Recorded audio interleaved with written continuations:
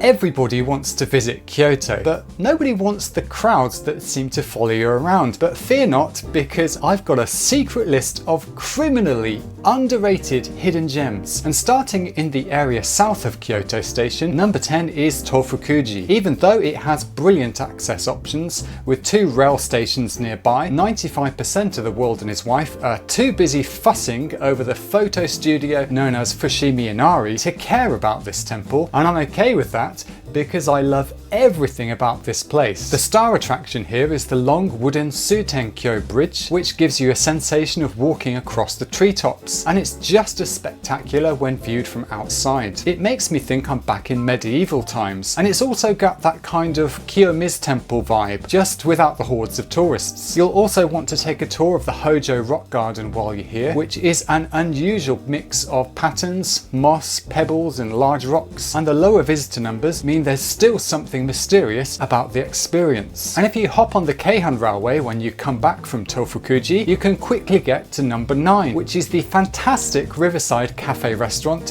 Veg Out. It's my absolute favourite eatery in this area of Kyoto, mainly because of the calming view of the Kamo River and the chilled out vibe. Get here early enough and you'll have first pick of the seats facing the window for the best views all the way down to the Higashiyama Mountains. This is my favourite cafe for lunch in Kyoto, but you can also drop in for breakfast too. Helpfully, the menu here caters to both vegans and meat eaters, so nobody has to miss out. I jumped on the Buddha Bowl when I visited, which is packed full of the freshest organic and locally sourced produce, and I was surprised at how big this bad boy was when it landed in front of me. The staff here are extra friendly, and you'll be definitely left feeling refreshed and ready to take on the rest of Kyoto. Now, the Higashiyama area I just mentioned is so packed with famous temples that your head's going to be spinning remembering all the names, and that's before you face down the crowds at the Silver Temple. But while you're here, take a stroll just a bit further down the path of philosophy, because this is all it takes to get off the beaten path in Kyoto. Yes,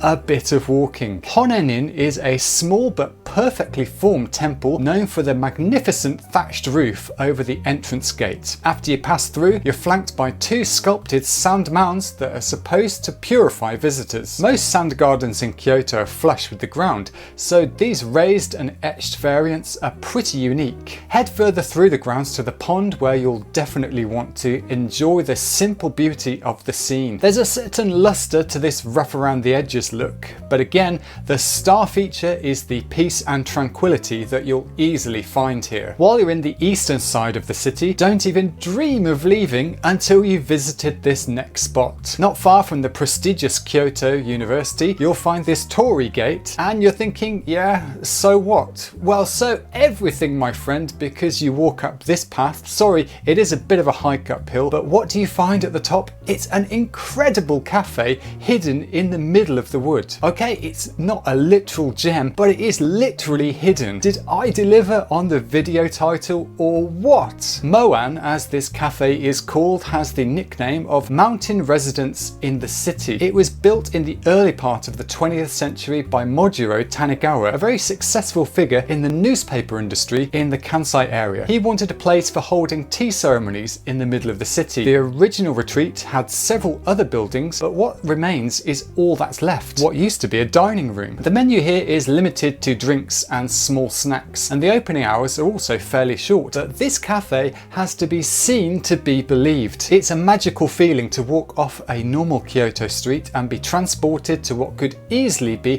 Hansel and Gretel's forest, and it's the most relaxing cafe experience you can have in Kyoto, bar none. If you're getting value out of this video so far, give me a thumbs up and let me know in the comments which spot on this list you think you'll visit when you come to Kyoto. On the way back from the Higashiyama area, I always think it's a great idea to spend some time next to the River Kamo. Young and old in Kyoto tend to hang out by the river for drinking, socializing, or just playing a musical instrument in the open air. And this is where you can find the 0.5 of the 10.5 hidden spots, because in addition to all the bridges, the River Kamo also has stepping stones. Whether you use them to cross the river yourself or simply watch others cross to see if they manage to fall in, the stepping stones are much overlooked, but definitely a fun addition to visit. You can find this crossing just north of the Nijo Bridge. You can't spend too long in Kyoto before realizing that green tea is a big deal here. I mean, particularly matcha, and particularly matcha from the Uji area of Kyoto, about 30 minutes on the train south of the city centre. That's where you'll find the main branch of Nakamura Tokichi, one of the most prestigious tea companies here, founded back in 1854. Of course, it's not just famous for its tea, but also its tea flavoured desserts. But if you don't have the time or the energy to venture down to Uji for one of these famous sweet treats, you're in luck, because tucked away in the centre of Kyoto Station is a small branch of the chain which will be happy to indulge you. Just opposite the west gate of the station, head up the escalator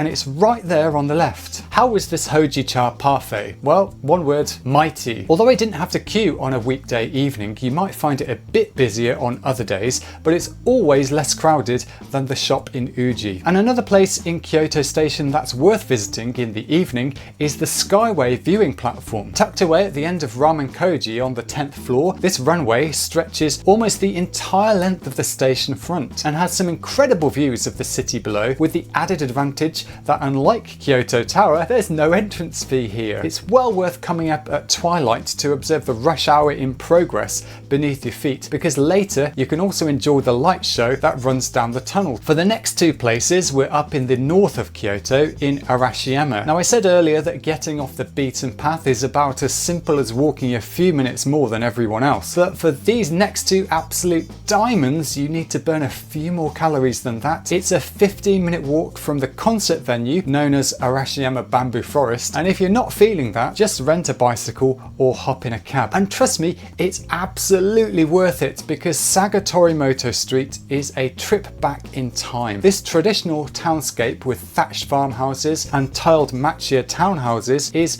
just like Gion, a specially protected area in Kyoto, where you're not allowed to mess around with the overall look of the buildings. Now, many of these houses are now restaurants, which is handy after that strenuous 15-minute walk, right? Number 3 on this list is not very far away. It's also in Arashiyama and just down the road from here. It's possibly my all-time favourite temple in all of Japan. Why? Because it's small, perfectly formed and incredibly beautiful. Out of all the moss gardens in temples in Kyoto, I think this is the cake taker. I mean, it just makes me weep at how pretty it is. And you want to know the best part? Don't be surprised if you're alone here. Seriously, in all the times I've visited this temple, I've never seen more than 10 people inside at a time. For the low investment cost of 13 minutes pleasant strolling, you get the moss garden, the moss exhibition and the moss on the roof. I mean, come on, what's not to like? The runner-up spot on this list definitely qualifies as hidden, because despite being a repeat visitor here, I always feel like I can't find it. The storefront is a very simple doorway wedged between a tea shop and an okonomiyaki restaurant. But find it and get inside, because I guarantee you'll be hard pressed to eat tastier tonkatsu anywhere else in Japan. I've recommended this restaurant to so many people over the years, and they all have one thing in common: they all want to go back. Katsukura's deep fried cutlets are made with the very finest pork, sourced from the best producers in Japan. This time the pork I was eating was from the Kirishima area of Kyushu. It's so soft, it's like it melts in your mouth. You get unlimited refills of cabbage and rice here, and the service is utterly stellar too. Save it in your Google Maps, because you'll be coming back.